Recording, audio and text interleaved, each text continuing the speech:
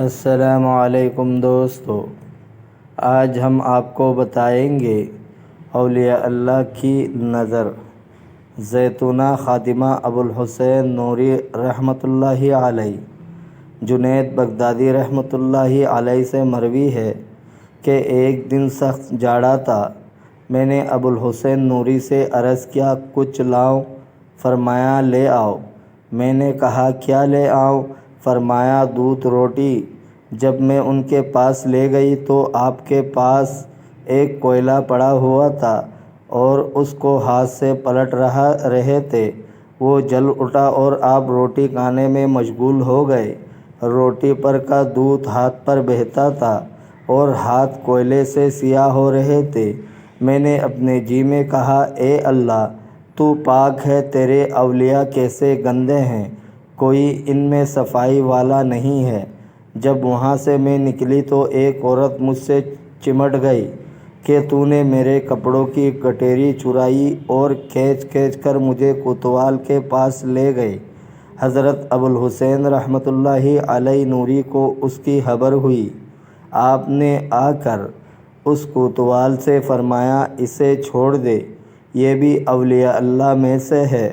اس نے کہا، میں کیا کروں؟ یہ عورت دعویٰ کرتی ہے۔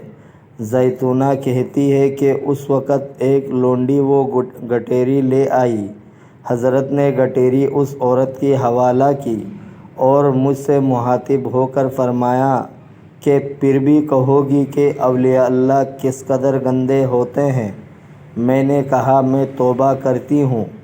بعض بزرگوں سے مروی ہے، فرماتے ہیں کہ میں نے ذوالنون کو دیکھا کہ ان کے پاس دو شخص آئے، ایک فوجی تھا اور ایک رعایت کا آدمی۔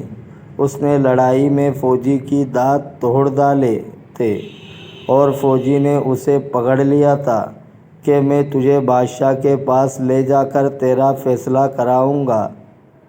سریرا حضرت کا مقام بھی تھا۔ لوگوں نے کہا، حضرت سے تو کہہ لو۔ چنانچہ وہ آپ کے پاس حاضر ہوئے۔ آپ نے اس کے دانتوں کا اپنے لعاب مبارک لگا کر اپنی جگہ پر لگا دیا۔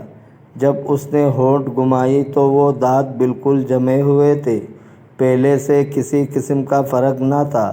سبحان اللہ۔ دوستو، اگر آپ کو ویڈیو اچھی لگی ہے تو لائک کریں، شیئر کریں، کمنٹ کریں، چینل کو سبسکرائب کریں۔ اپنے بہت سارے خیال رکھیے گا۔ ملتے ہیں اگلے ویڈیو میں۔ اللہ حافظ۔